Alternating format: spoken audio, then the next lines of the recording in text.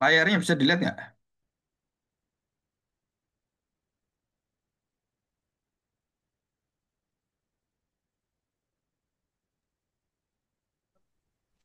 Salam Bapak, Layar bisa dilihat ya? bisa Pak? Ya, oke.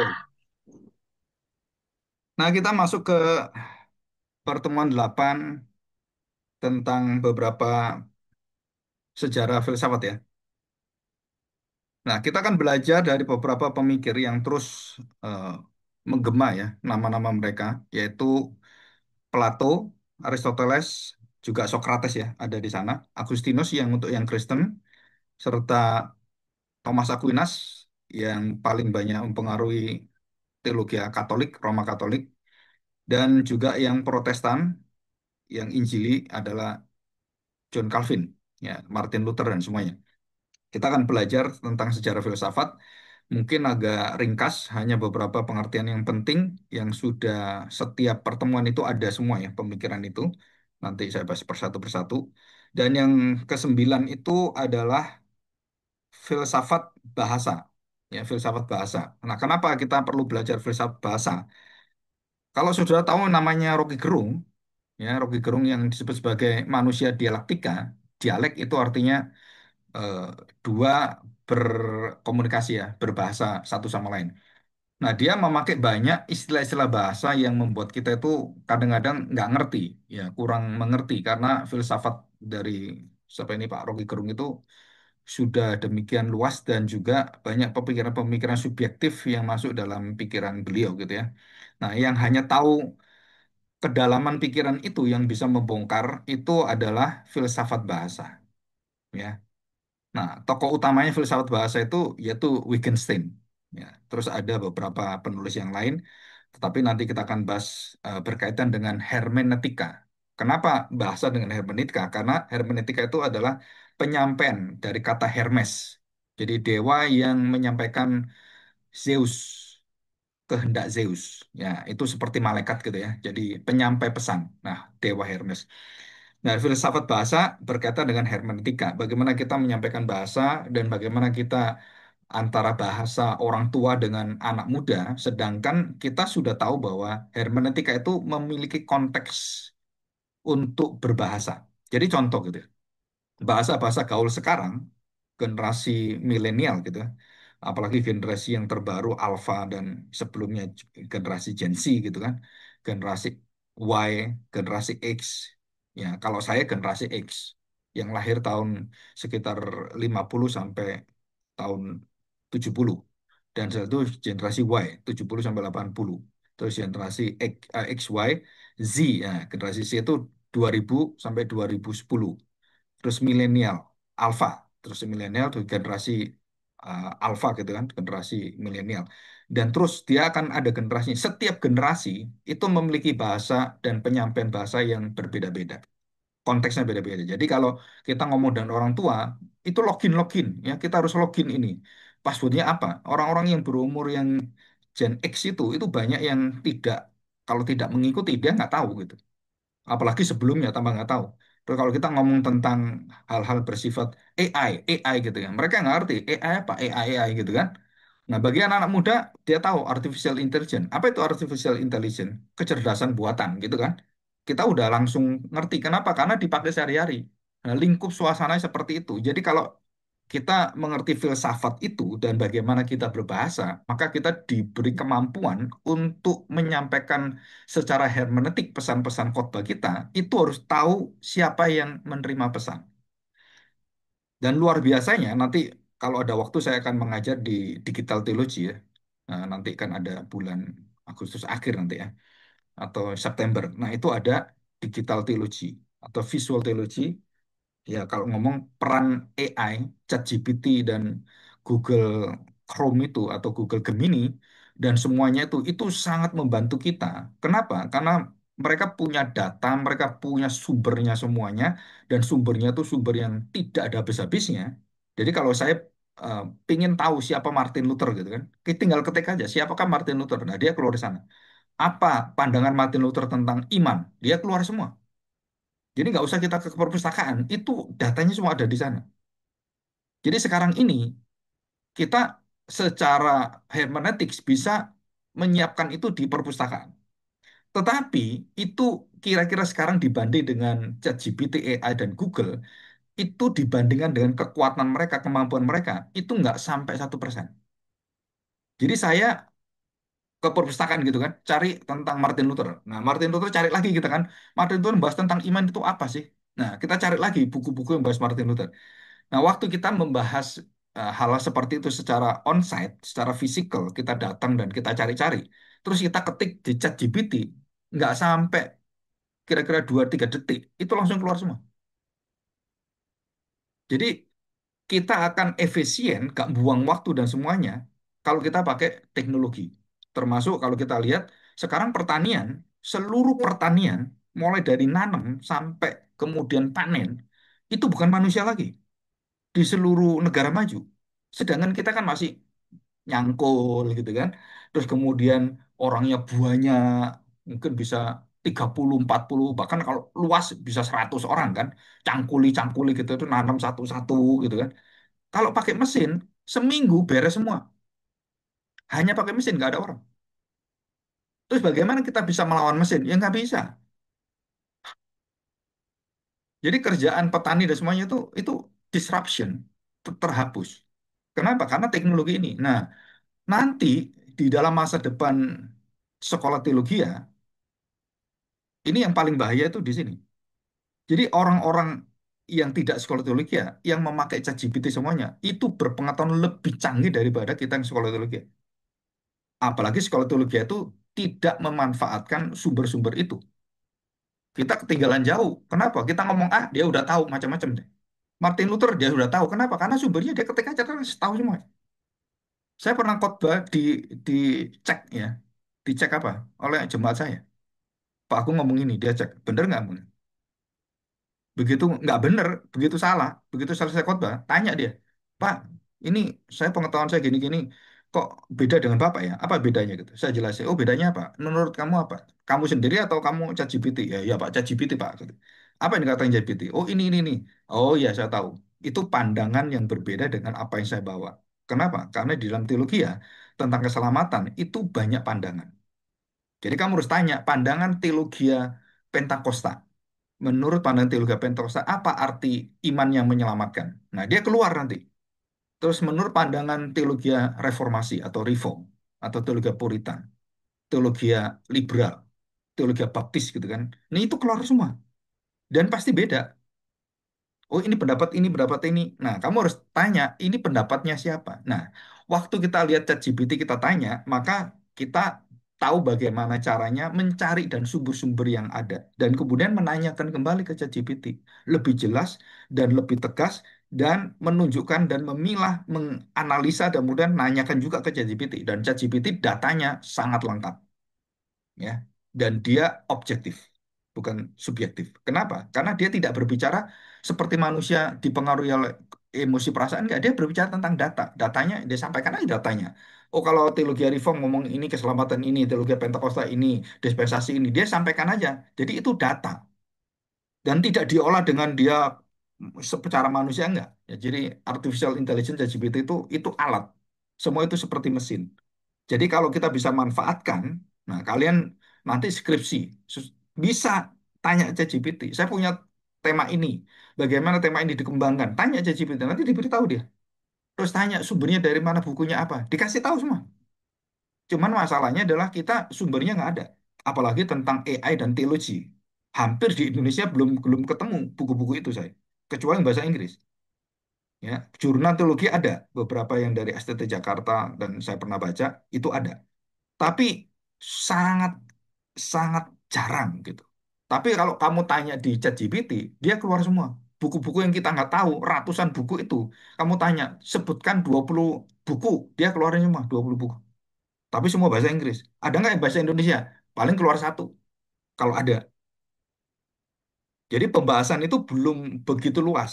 Jadi kalau kalian mengambil tentang skripsi yang berkaitan dengan AI dan semuanya, itu sumber di Indonesia itu sangat minim. Ya. Tapi melalui ChatGPT kamu bisa melihat sumber itu lebih luas dan tak terbatas itu. Ya, ini sebagai contoh itu ya.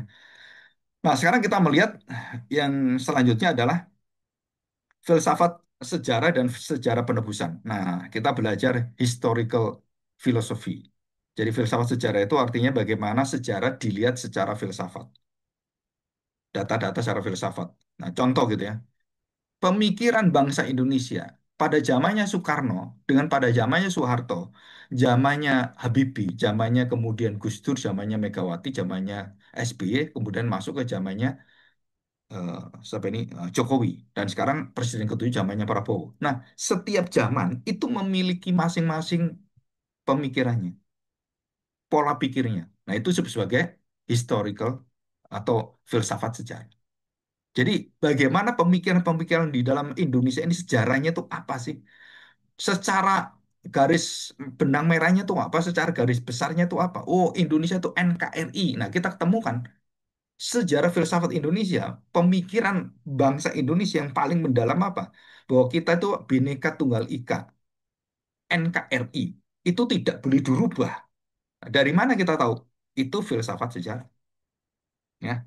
Dan kemudian dihubungkan dengan apa? Dengan sejarah penebusan. Ya, dihubungkan dengan sejarah penebusan. Apa artinya sejarah penebusan? Berarti kalau kita perhatikan baik-baik sejarah penebusan itu adalah bagaimana dari awal manusia jatuh dalam dosa sampai akhirnya, sampai Tuhan Yesus datang dan sampai akhir zaman, apa yang dibawa dan apa yang dipikirkan dan apa yang dikehendaki oleh Tuhan. Nah, itu kita melihat apa hikmatnya di sana, apa kebenarannya di sana. Apa di situ ada keadilan Tuhan, apa ada kekudusan Tuhan, dan bagaimana Tuhan membentuk ini semua. Nah, itu sejarah penebusan yang berelasi dengan sejarah manusia atau sejarah filsafat. Ya. Nah, kita masuk ke bagian yang ke-11.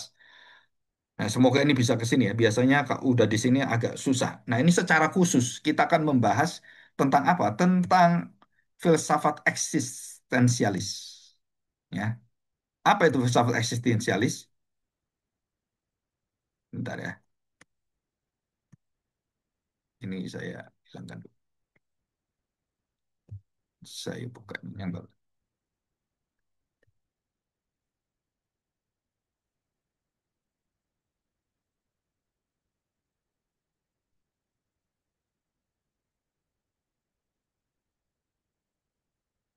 Sebentar.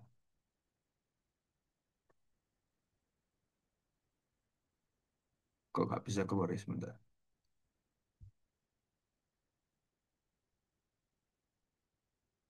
Share screen. Ya, oke. Nah, ini yang baru.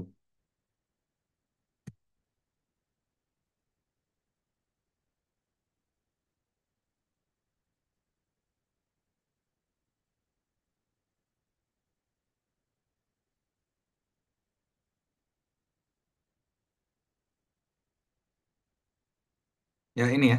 Nah, nah, filsafat eksistensialis dengan problema kejahatan. Nah, kita kan secara khusus bahas tentang keberadaan kejahatan. Eksistensi secara khusus kejahatan. Nah, ini yang paling panjang, yang paling lebar. Kenapa orang jahat kok lebih baik dari orang yang baik? Kenapa orang Kristen menderita, orang nggak Kristen kok nggak menderita? Bagaimana dengan tanggapan respon kita? Bagaimana sikap kita? Terus bagaimana sifat kita untuk menanggapi itu?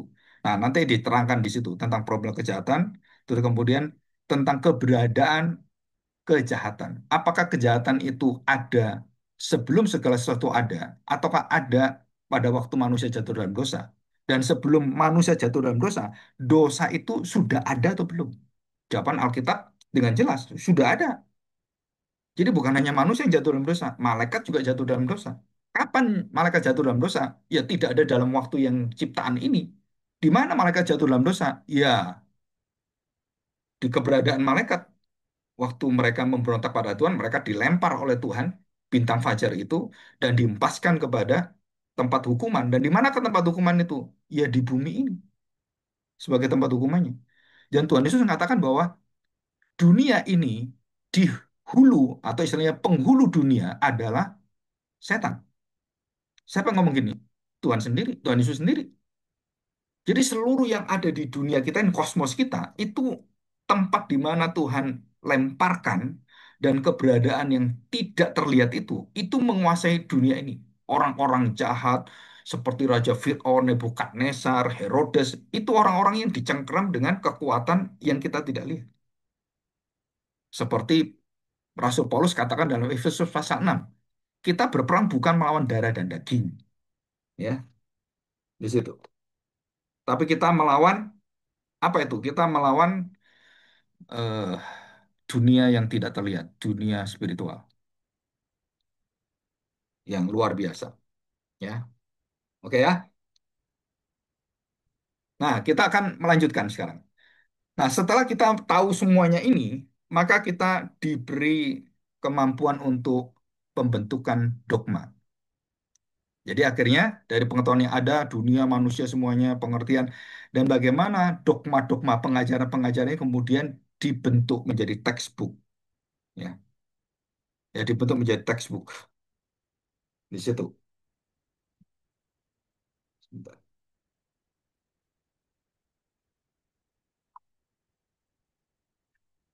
sebentar ini ada,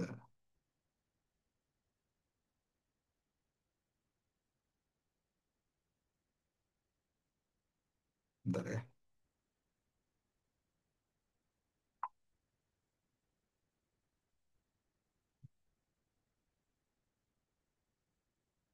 Ya, oke.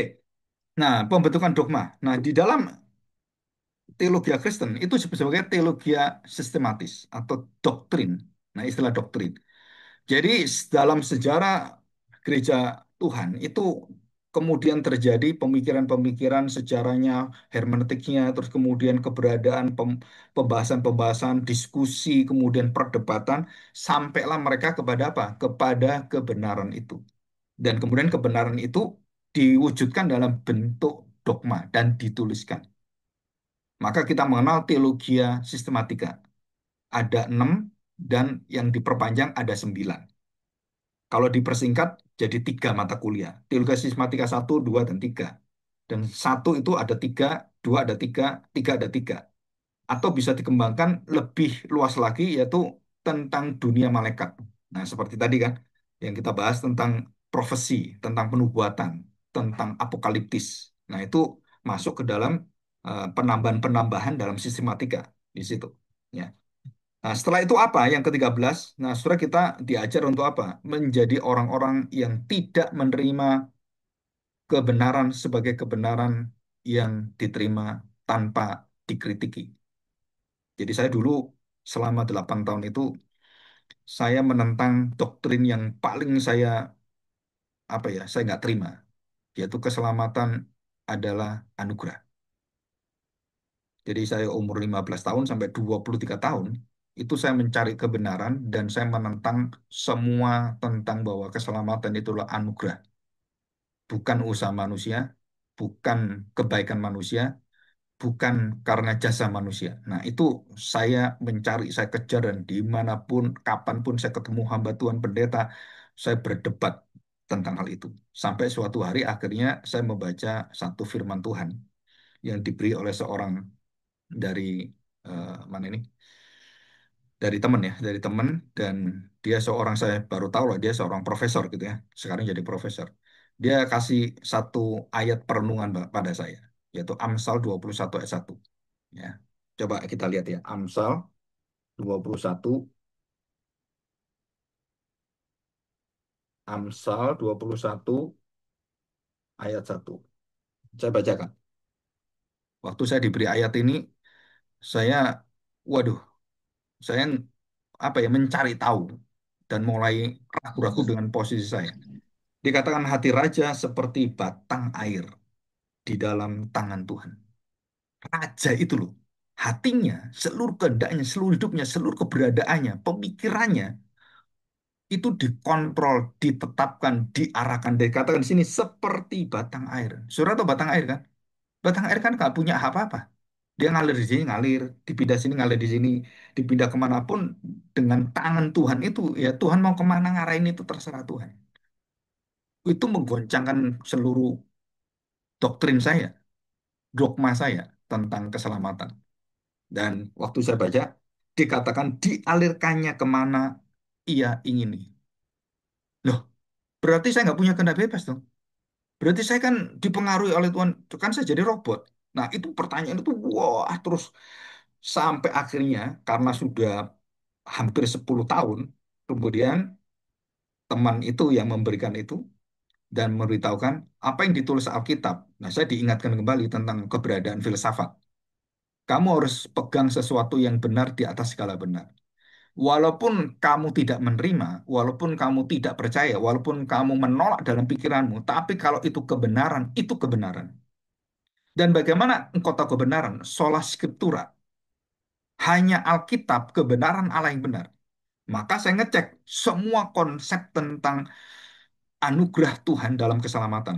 Wah, saya cek semuanya. Dari awal, dari ketika kejadian, saya cari, dan saya tanyakan banyak orang, dasar-dasarnya apa gitu. Saya cari dan kemudian dasar saya apa. Saya menentang itu. Saya punya ayatnya dan ini ayatnya. Waktu saya bandingkan jauh sekali. Apa?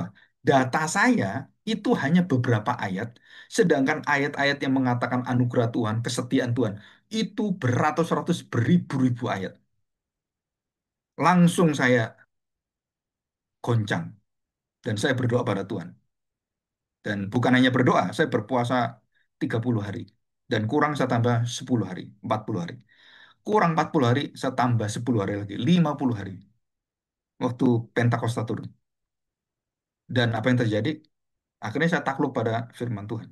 Dan saya berkata pada Tuhan, apa yang dikatakan firman adalah kebenaran. Bukan saya, bukan pribadi saya, bukan pikiran saya, pikiran siapapun. Saya harus tunduk pada Alkitab, dan pada saat itulah semuanya langsung dibuka oleh Tuhan. Kenapa? Karena saya menemukan ayat Lukas 24, ayat 37 dan semuanya. Bahwa seluruh yang ada dalam firman Tuhan itu menyatakan dan memproyeksikan, menyaksikan, memberitakan, memuliakan Kristus. Jadi karya Kristuslah satu-satunya yang bisa menyelamatkan manusia. Bukan agamamu, bukan perbuatan baikmu, dan bukan siapapun. Itu, ya.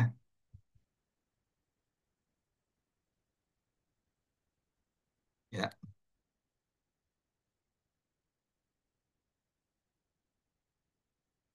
oke. Nah, jadi saya langsung ada berubah. Jadi saya langsung ada berubah. Nah, kenapa saya berubah? Karena bukan karena saya ngotot, bukan. Tapi saya tunduk pada firman Tuhan. Dan saya baca Amsal 21 ayat 1. Oh, saya baru tahu. Berarti sejahat-jahatnya Fir'aun, sejahat-jahatnya Nebukadnezar, Ahasiweros, raja-raja yang bengis seperti itu, semua itu dikendalikan, dikontrol oleh Tuhan. Dan memang waktu saya baca bagaimana Fir'aun dikendalikan Tuhan, bagaimana hati Fir'aun dikeraskan oleh Tuhan. Wah, konsep-konsep seperti ini nggak ada dalam pikiran saya. Akhirnya ya saya takluk gitu. Ya,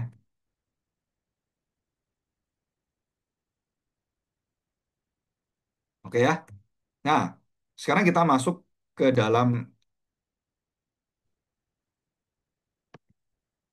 dalam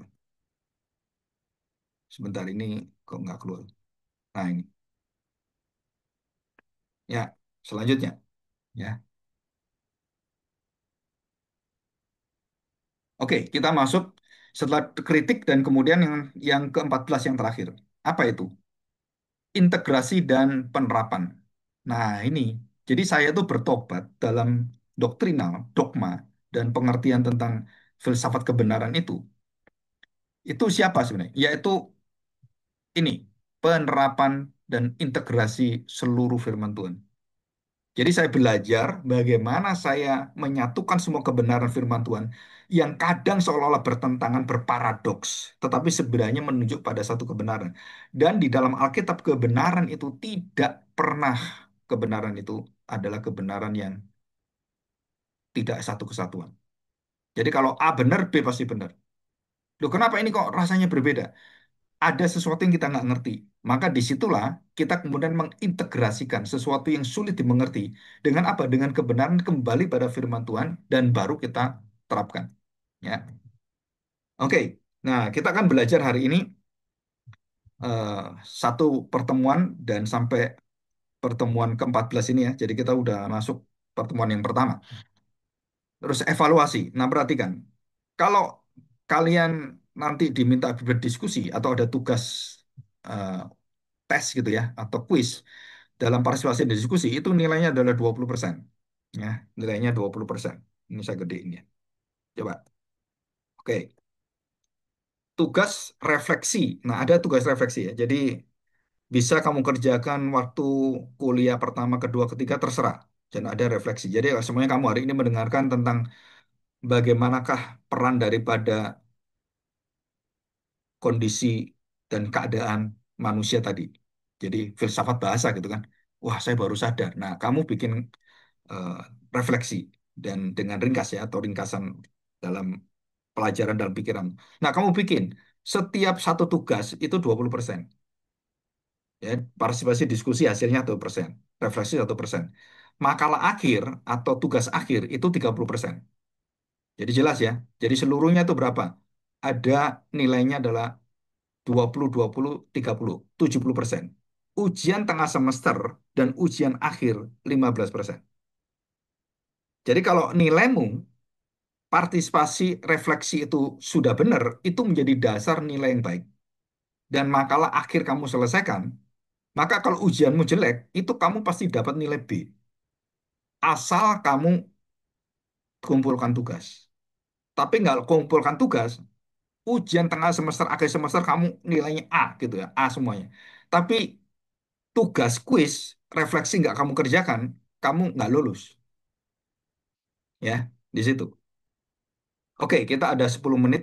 Nanti kita akan eh, lanjutkan dan selesai. Nanti kita masuk ke siang hari ya. Jadi ini perhatikan baik-baik ya. Jadi, ujian itu tidak menentukan kelulusan, tetapi yang lebih menentukan kelulusan adalah partisipasi, absen, diskusi, hasil diskusi, refleksi, dan makalah akhir. Nah, kenapa makalah akhir itu nilai terbesar? Karena itu adalah fungsinya seperti kamu dilatih untuk membuat skripsi, ya. Dan ujian tengah semester, akhir semester 30%, 15%, 15%, jadi 100%. Kalau kamu kerjakan itu semuanya, pasti dapatnya nilai itu minimal B. Ya, kecuali kamu nggak ngisi semua ujian tengah semester. Jadi D, D, D gitu kan. Nah, itu pun C. Jadi bisa C atau C min. Ya, kalau tugasnya jelek, ya bisa C min. Tapi kalau tugasnya baik semuanya, pasti akan selesai dan baik dan pasti akan lulus. Ya, ini ya. Oke, buku yang saya pakai adalah buku John Frame, Herman Bavinck, terus Alvin Plantinga. Ini semua ada ya, sudah diterjemahkan. Terus Cornelis Van Til yang terjemahkan adalah dari LRI. Nah, kalau buku filsafat banyak, saudara bisa ambil filsafat banyak sekali yang umum ya. Itu sangat banyak dan ratusan buku dan banyak sekali. Saya punya lebih dari 40 buku. Jadi yang saya tulis adalah yang pokok utama dan pemikir-pemikir yang luar biasa, namanya John Frame, Herman Bavinck, Alvin Plantinga, Cornelis Van Til, ataupun juga yang bernama siapa ini? Louis Berkhoff ya, Berkhoff. Nah, kalau kalian mau pesan Berkhoff 1 sampai 6 lengkap, itu pesan ke saya dan dapat kortingnya itu 40%. Jadi 6 buku itu kira-kira hampir 1 juta ya. Jadi kalau kamu pesan kira-kira ya 500.000. Kalau dapat Banyak 10%, 10% lagi ya berarti bisa 450. Jadi 6 buku. 6 buku yang kira-kira sangat murah. Kalau kamu beli sekarang sudah lebih 1 juta itu ya. Jadi lengkap 1 sampai 6. Itu penting ya. Kamu punya buku pegangan yang dipakai seumur hidup. Itu bukunya namanya Sistematika Filosofia, tulisan dari Louis Berkhoff. Ya, nanti kalau ada yang pesan, tolong di apa itu diatur aja. Nanti siapa saja dan beritahu saya. Ya, karena ini pesannya bisa 2 minggu ya. Karena saya harus tanya dulu ada nggak lengkap. Oke, nah saya pikir hari ini cukup sekian. Ada pertanyaan nggak? kemarin di San Budi Ada pertanyaan? di sana apa sih? Udah jelas? Nanti rekamannya saya kasih ya. Jadi tadi sampai itu si